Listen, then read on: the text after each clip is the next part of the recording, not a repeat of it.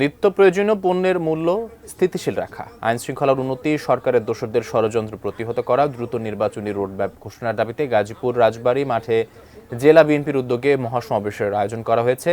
রাজবাড়ী মাঠ থেকে যুক্ত হচ্ছেন মাজহারুল ইসলাম মাসুম। বিএনপির উদ্যোগে মহাসমাবেশের আয়োজন করা হয়েছে রাজবাড়ীতে। কি দেখছেন সেখানকার সার্বিক আয়োজন, জানাবেন বিস্তারিত।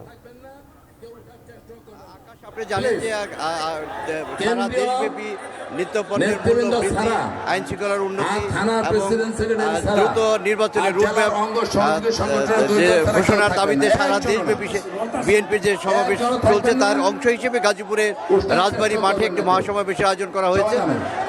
ইতিমধ্যেই নেতা কর্মীরা মাঠে উপস্থিত হয়েছেন। কিছুক্ষণের মধ্যেই বিএনপির জাতীয় স্থায়ী কমিটির সদস্য বাবু গয়েশ্বরচন্দ্র রায় এই সমাবেশে প্রধান অতিথি হিসেবে উপস্থিত থাকবেন এবং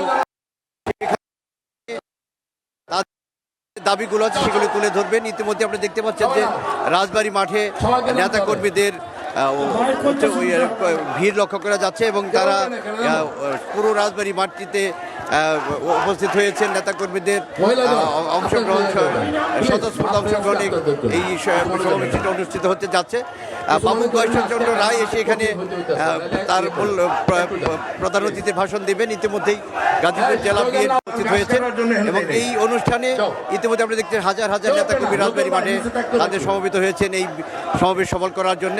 অর্থাৎ দেশব্যাপী আইন শৃঙ্খলা পরিস্থিতির যে চরম অবনতি হয়েছে সেটি উন্নতির জন্য নিত্য প্রয়োজনীয় পণ্যের মূল্য স্থিতিশীল রাখা এবং দ্রুত নির্বাচনের রোডম্যাপ দাখিলের জন্য তারা এখানে ঘোষণা দেবেন। এই ছিল আমার কাছে গাজীপুর রাজবাড়ী মাঠে যে বিএনপি সমাবেশ অনুষ্ঠিত হচ্ছে তার সর্বশেষ খবর।